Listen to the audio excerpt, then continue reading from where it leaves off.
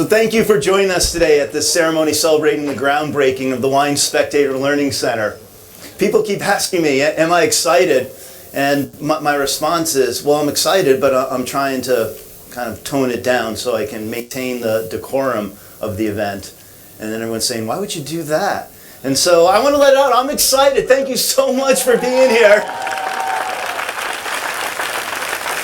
Sometimes you have dreams, sometimes you have fantasies, but dreams are those things that can become real, and this is real. I can't believe that we're here today. I'm so excited. I'll try and tone it down just a little bit, but thank you for coming. I'm William Silver. I'm the Dean of the School of Business and Economics in the Wine Business Institute, and you may know that the wine industry and institutions of higher education have a long history together. For thousands of years, the study of biology and chemistry and agriculture and sociology, archaeology, anthropology, business and economics have all involved a little bit of wine. But sometimes people think that the most creative ideas from universities, our advances in science, come from wisdom found at the bottom of a cup of wine. And some people talk about sororities and fraternities and wine as a beverage of preference. But I'll tell you, the most important thing about a glass of wine is that it's shared in friendship, and it's shared at times of celebration, and it's shared to create a community. Wine's about stories.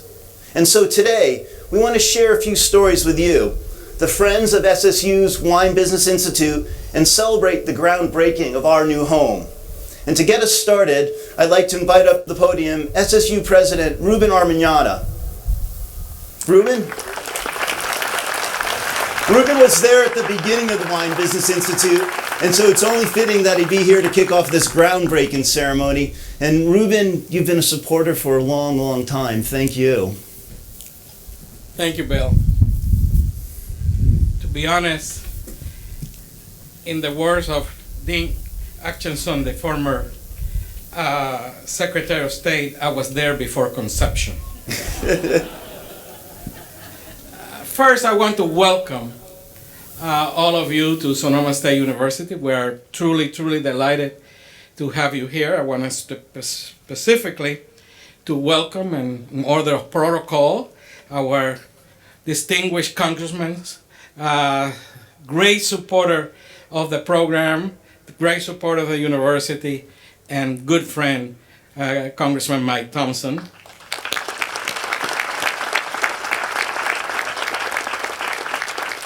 Our Lieutenant Governor, who has been in the wine business, Gavin Newsom. Delighted to have you here, Gavin. Gavin is also has been one of my bosses because he's one of the trustees of the California State University. I understand Jim Gore was supposed to be here. Knowing Jim, he'll be a little late, but we welcome him. And we want to welcome the representative from Senator Louis Walk's office, Alex Patter. Alex. And the representative from Senator Bill Dodd's office, Veronica Bethel Parker. Welcome to all of you. I have to tell you, when I just walked in, I saw you had a tent. Which, in a sense, I was delighted because those of you who are using it get a little bit of reprieve from the sun. But in a little bit, I was disappointed that you did not trust my great abilities with the weather. I just concluded my last commencement at Sonoma State. This was my 23rd commencement ceremony day. And everybody asked me, is it going to rain? And I had promised consistently, no, it will not. And they say, well, why do you say that? He says, because about a month or so before the day, I go into my deep prayer, good living mode. And I pray, those of you who happen to be Roman Catholics I pray to my patron saint, who happens to be Saint Isidore of Seville, who's the patron saint of farmers and weathermen. And because of my good living, I have been successful all but twice. One time in the morning, one time in the afternoon. My connection, my Wi-Fi connection to San Isidore didn't work. This year, there was a real concern about weather. Everybody around me was reading all of the weather reports, and they will say, it's going to rain. It's going to rain either in the morning, or if not, it's going to rain in the afternoon. But we have rain, and we made for the very first time some rain plans, which basically was to get wet. But they didn't trust that it would work. I had promised Bill the same thing, that it would not rain today, and that you really did not need any protection at all. Obviously, Bill does not share the same level of trust in my connections upstairs as you do. In my next phase of life, I am going to try to see if I can commercialize this gift of dealing with Saint Isidore, and if it works, you are going to be my clients, both those of you who are depending so much on rain or not rain for your living. Therefore, be prepared to be getting my note that the Saint Isidore limited partnership might be working. But again, we're very delighted to have you all here today. A tiny bit of history to tell you how this program started. And it started in literally the second week that I was at Sonoma State in July of 1992. I was invited to a luncheon in Napa for the former CEO of Bank of America, Rosenberg, and in which he came and spoke to a group of people in the wine business, both of Sonoma and Napa, about the relationships that the bank had left and that other banks had taken on, and that he was making a promise to succeed on it, that to change that, and wanted Bank of America, who had his beginning history with people in the wine business, to start again. I was sitting next to a fellow, many of you know, Agustin Junios,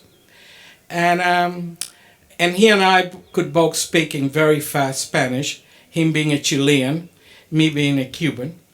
And in that conversation, we had a lot of things in common, how we left our countries and etc., etc.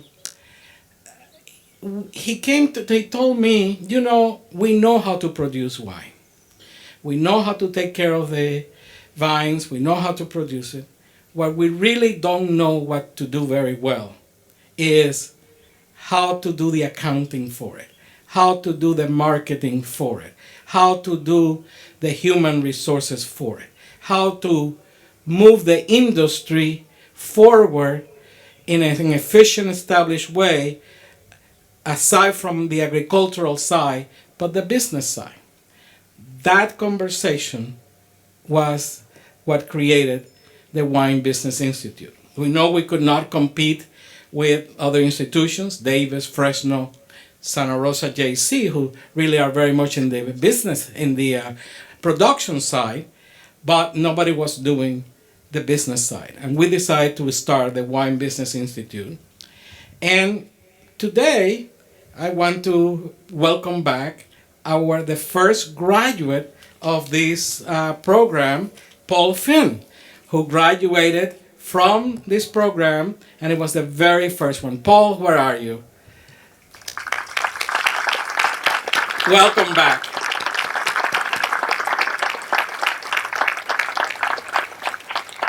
And what happened after that decision was that we brought together a group of leaders. Some of them, unfortunately, now gone. People like, and he's not gone, he's here, Wally Lowry, Gary Hegg, Henry Trioni, Walt Klentz. And this combination, who was in the early 90s, there was not a great deal of conversation between the two sides of the mountain. But we brought them together to support this program. And this program could have really not existed without the investment, the participation, the good ideas, and the constant vigilance of you, the people in the wine industry, not just in Sonoma, not just in Napa, but truly from other parts of the state, the country, and the nation. And now we are an international program. And this groundbreaking today, with the help of so many of you, is the physicality of what this program will continue to be, which is one of the really landmarks of Sonoma State University and its deep root into the business of our area, which is the business of wine. Again, I'm really delighted. I want to thank every one of you for your participation. I want to thank you, Bill, for your leadership. And I do hope that there will be many, many Paul Finns who graduate from this program in the years to come. Again, thank you for all you have done.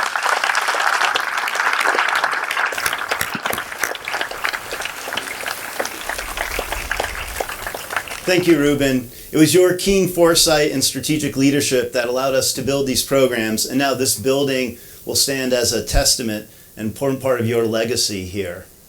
And I do trust you. But in business school, we teach trust but verify. So, one of those things. I also want to recognize Supervisor Shirley Zane is in the audience with us. Shirley Zane is a Sonoma State University alum, and we're really proud to have her today. Thank you, Shirley, for joining us.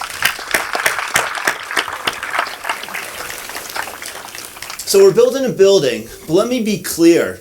This project is not about building walls. In fact, it's about tearing them down.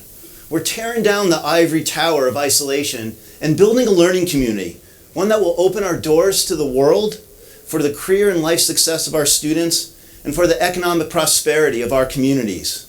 We're building student access to college degrees and setting new standards for management education. As a wine business institute that is part of a school of business and economics, we appreciate financial capital, but success in wine business hinges on human capital, and our programs provide the skills and perspective that allow our students to become better professionals, stronger executives, and more engaged community members. Each year, more than 1,000 students and professionals matriculate from our wine business programs into leadership roles at wine-related business locally, statewide, and increasingly nationally and internationally. Each year, our faculty publish dozens of research studies at the leading edge of industry, policy, sustainability, and innovation. And each year, professionals from California and around the world choose to come to Sonoma State University to experience firsthand the expertise and wealth of connections among students, alumni, and industry leaders. And in the future, we'll see the children of winery workers and vineyard workers coming through these doors as MBAs in wine business to build on a legacy of multi-generational commitment to the industry. This is why we are here, because of our commitment to a vision to be the global leader in wine business education and research, commitment to innovation and lifelong learning, and commitment to the future of wine business education. This common cause, the shared love of wine business and community, has brought us together. And so let me end by thanking all of you for your commitment, without which this project would not be possible. I want to say a special thanks to those people today whose financial contributions have made this project possible. We are especially grateful for their generosity, but more importantly, we're grateful for their friendship their advocacy, their advice and support. Gary Heck of Corbel Champagne Cellars, chair of the board of directors of the Wine Business Institute from the beginning, the only chair we ever had. When we dreamed of building a home for the Wine Business Institute, Gary was the first in line to say, "I will help you get it done." Thank you, Gary Heck.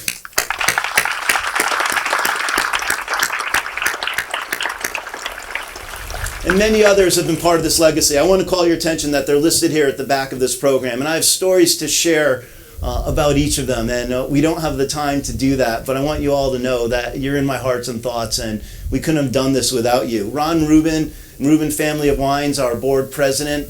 George Hamill III, G3 of Hamill Family Winery. Chris and Vern Underwood. And Rick Gillis and Dan Grunbeck. You know, they not only made a gift early on in the campaign, but then they doubled down as we were closing the campaign and made a gift twice the size to help us close it out. But more importantly, many of our graduates each year go to work for them. And so they pair this great experience in the industry with the experience they've had. Programs. Thank you very much. Robin and Michelle Baggett of Alpha Omega Winery and Toulouse Vineyards. Roy and Rachel Cicchetti of Cicchetti Wine Company, Garrett and Tatiana Copeland of Bouchain Vineyards, the Gallo family of E.J. Gallo Winery, and especially Caroline Coleman Bailey, who's our founding board president, Terry Lindley of American Ag Credit, Professor Emeritus Wally Lowry and Ellie Lowry. Wally, as Ruben mentioned, was the first director of our Wine Business Institute. The Michael family of Peter Michael Winery, Fred Pierce of Pierce Education Properties, Emeritus Trustee of California State University System, and Alex Ryan of Duckhorn Wine Company. Please join me in thanking all of them for their support.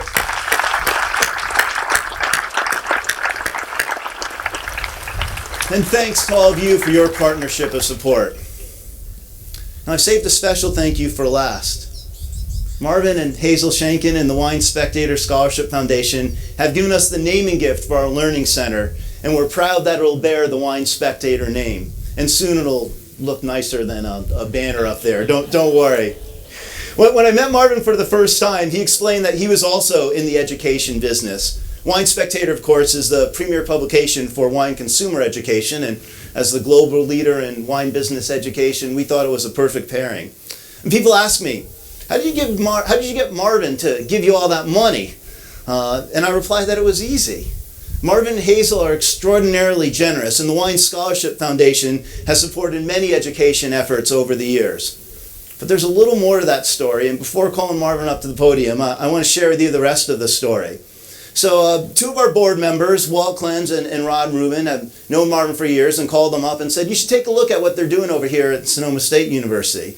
And I get a call. And he says, I'm interested in what you're doing. I might want to help out and support. I'm going to send Mel Mannion, my president, out to take a look.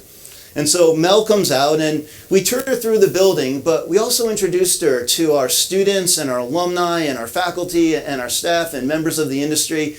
And at the end of her visit here, Mel says, "You guys all hug each other." Now this is interesting. Mel spent a lot of time in New York, and California and New York are maybe a little different that way. But what she meant was that we had built a community here, and she saw that this wasn't about a building, but it was in fact about building a community. So Marvin called us up and said, "Mel liked what she saw. Why don't you come out and bring Ray with you?" And so Ray Johnson, the executive director of the Wine Business Institute, and I head out to New York to meet with the man himself in his corner office in New York.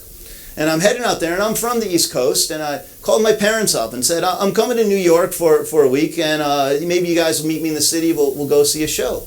He said, "Well, who are you going to meet with?" I said, "Some guy that runs the Wine Spectator." So what's his name? Marvin Shanken. There's a pause. My mom says, "Marvin? Marvin Shanken? I went to school with Marvin Shanken." Turns out that Marvin Shanken is from my hometown of West Haven, Connecticut, where his family business, Cameo Jewelers and Cameo Theaters, was 3 stores down from my family business, Silver Drug Shop. Now you have to find Americana. This is a small New England town, a church green, and across from it is Silver's Drug Shop with a soda fountain. So my early career was as a soda jerk. But if my understanding of family business and what it was like to work there was right, I had the supposition that Marvin would go to work with his parents, and then afterwards, like I treat my kids to yogurt time, they would come to Silver's Drug Shop for a root beer float or an ice cream fizzy at the soda fountain. And he would have warm and fond memories of his time at Silver's Drug Shop.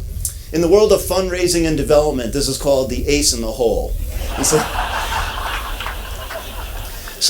so Ray and I are meeting with Marvin in his office, and Mel's there, and we're doing the introductions, and Ray's talking about his time in the wine business, and Marvin knew I'd spent years in Colorado. He's asking about that. And I see my opening, and I say, Marvin, I understand you're from West Haven, Connecticut. He kind of looks at me, and he has got this kind of annoyed tone to his voice, and he goes, what'd you do, Google me? Well, yeah, of course, because, I'm trying to get as much information as I can. But I said, no, does the name Silvers mean anything to you in the context of West Haven, Connecticut? He's like, Silvers from the drugstore. Yeah, Merrill Ann's son. And Dr. Chasnoff, his uncle had offices across the way from the drugstore, would send people in, and before you know it, we are old friends. And he says, give me your phone, I'm going to call your mom. And he calls her, Merrill Ann, this is Marvin, how are you doing? And they're catching up, and there's this warm feeling, and everything is great. And hangs up the phone, and he turns to Mel, and he says, well, I guess we're going to do this deal, aren't we? Yeah, right?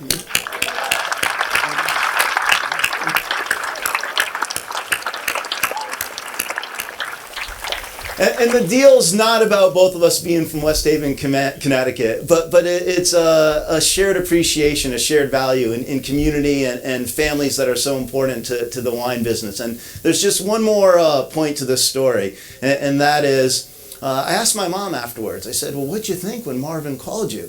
And she says, honestly, I thought you were dead. 50 years, and she's afraid. She's like, yeah, I thought that, you're in a hospital and you died, and they only had Marvin's number, and he was calling me 50 years, and she still worries about me. Please join me in welcoming to the podium Marvin Shanken.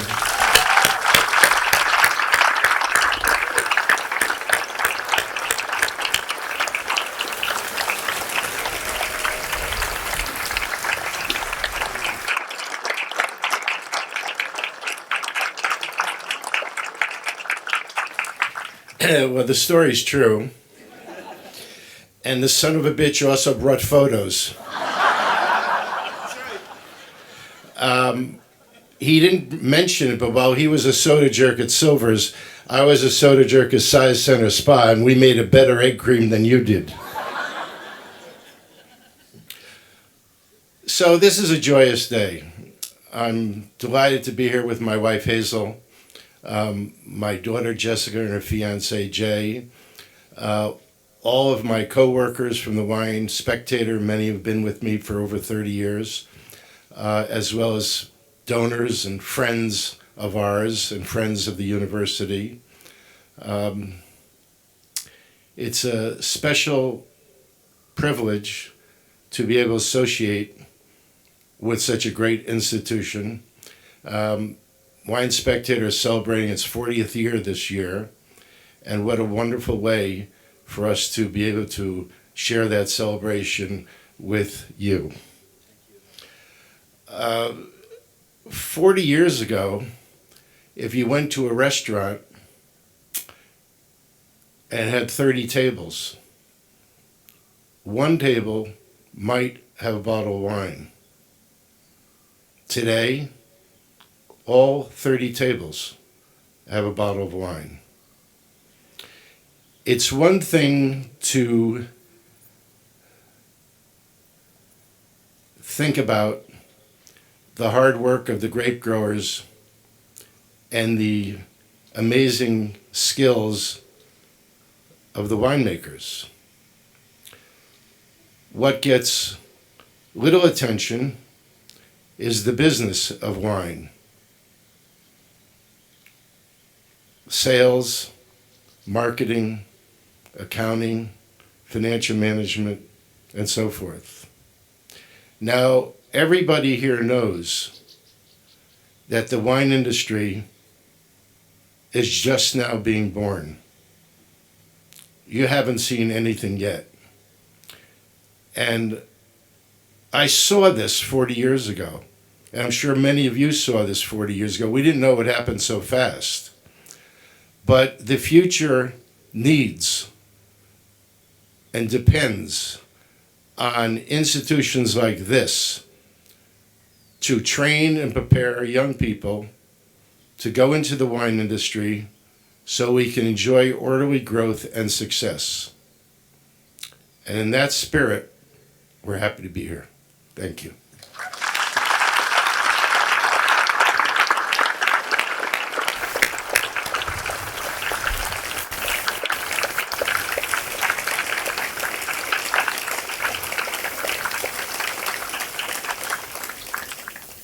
I'd now like to invite up Congressman Mike Thompson.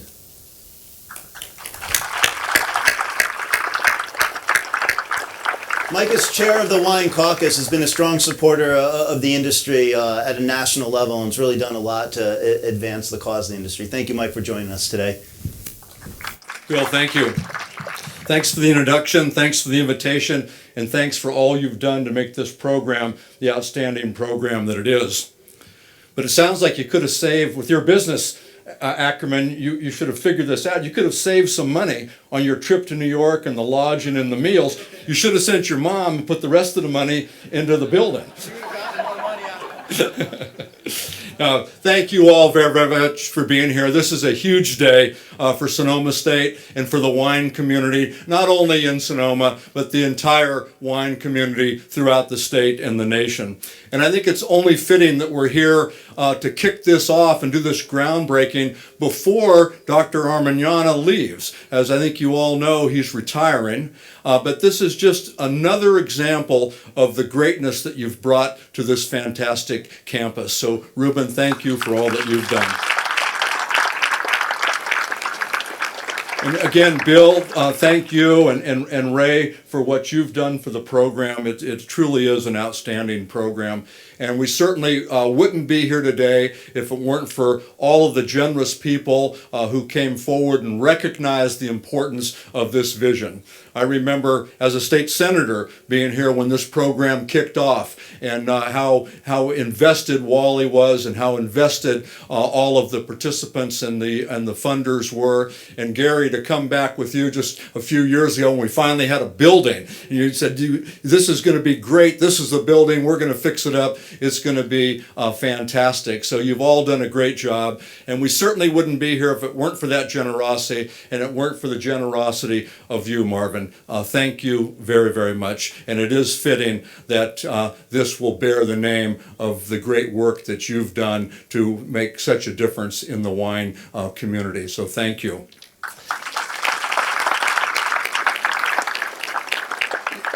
The wine community contributes mightily, not only to Sonoma County, where the wine community is worth about $13 billion a year in economic activity and worth about 54,000 jobs. But at the state level, $62 billion a year in economic activity. And the Lieutenant Governor knows what that means for our state budget and for everything that we do for so many in California. And at the national level, over $120 billion a year the California wine community is responsible for in generating that much of our economy. That's big stuff. It's important. It's also important, and I'm glad it was mentioned, that it's about more than the numbers. It's about the people. The young students that come through this program that will go on to continue to contribute, not only economically, but continue to contribute to our community and our society. That is very important because it's the people that this is all about. And Sonoma State will now have a world-class building to house their world-class program. And I'm just honored to be here today. And again, thank you all for everything that you've done to make this happen. Thank you.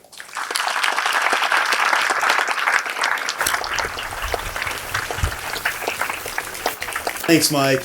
I'd now like to invite up Lieutenant Governor Gavin Newsom, who, in addition to his full-time job helping to run the state of California, has a few winery properties and hospitality ventures that he's in, has done so much for the industry. Thank you for joining us today, Gavin. Thanks, I think some folks would dispute the full-time nature of my job, lieutenant governor. You think, what the hell does a lieutenant governor do? There was a great quote. I remember, people forget. It was Secretary of State John Kerry used to be a lieutenant governor. We tend to point out some of the more famous lieutenant governors. Said the principal job of lieutenant governor is the following: wake up every morning, pick up the morning paper, go to the obituary section, see if the governor's name appears. If it doesn't, go back to sleep and repeat your day. Lieutenant Governor, it's good to be here. We're not invited many places. I'm honored.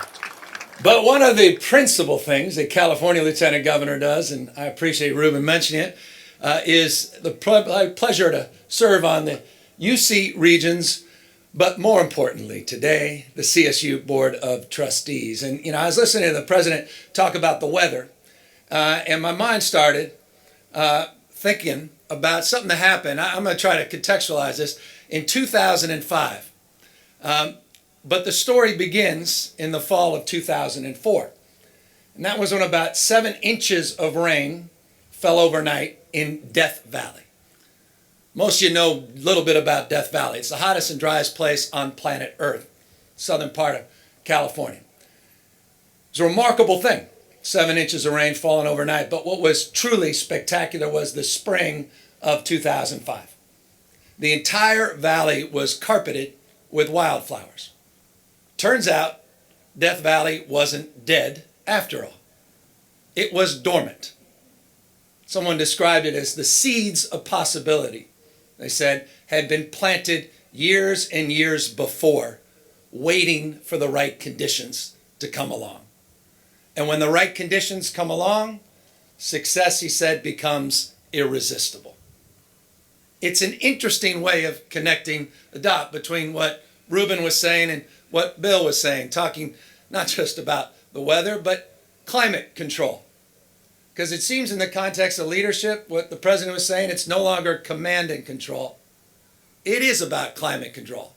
It's about creating the conditions where success, as Marvin lays it out, become irresistible, become inevitable. Because Bill, you said it. This is about building community. It's about bringing people together from every conceivable walk of life. And as you know, the folks here that follow the CSU, every conceivable walk of life. This is the biggest conveyor belt for talent in the United States of America. No system in the country does what the CSU system does for more people that are more deserving. 1/3 of the graduates are first-time graduates of higher education in their family. That is a big, big deal. And so you're layering these things on top of each other in a meaningful way. And you're changing the trajectory of people's lives in a very meaningful way as well. And so that's long-windedly why I'm here, to express my gratitude to all of you that stepped up and stepped in, where frankly the state of California has stepped away. We used to do these things, remember? You didn't have to go out and raise $9.15 million to do something like this. You didn't have to go to someone like Marvin, Bill, and ask for $3 million from his foundation to get a name. And we used to be in this business, but you're minding that gap between what we're capable of doing and what we should be doing. And that matters. And so on behalf of that grateful state, I thank each and every one of the funders for your leadership, for your stewardship, for stepping up and stepping in, not pointing fingers, talking about the way the world should be, but actually participating in getting this university to the next level. I thank Marvin for his just extraordinary example. You know, there's a great quote from Jerry Garcia. Only an ex-mayor of San Francisco can quote Jerry Garcia. It's a special privilege. For those 2 of you who don't know Jerry Garcia, he was the lead singer of the Grateful Dead. But he had a wonderful saying. He said, you don't want to be the best of the best, Marvin. You want to be the only one that does what you do. And you look back 40 years at what you have done and what the Wine Spectator has done. You're the only one that has ever done what you have done. And for this industry, as someone who has 21 small businesses, close to 1,000 employees in the hospitality, wine, and restaurant business, I have a special thanks to give to you for your leadership, for your stewardship, your faith, devotion, and constancy to the wine industry writ large. I thank you for stepping up in a big way, not just being persuaded by an ex-classmate, but being persuaded by this extraordinary university in this extraordinary community, Sonoma. And so with that, we are off to a groundbreaking that is well-deserved. And I thank all of you here for making today possible. And you'll forgive me for not wearing one of those silly hats. Thank you all very, very much.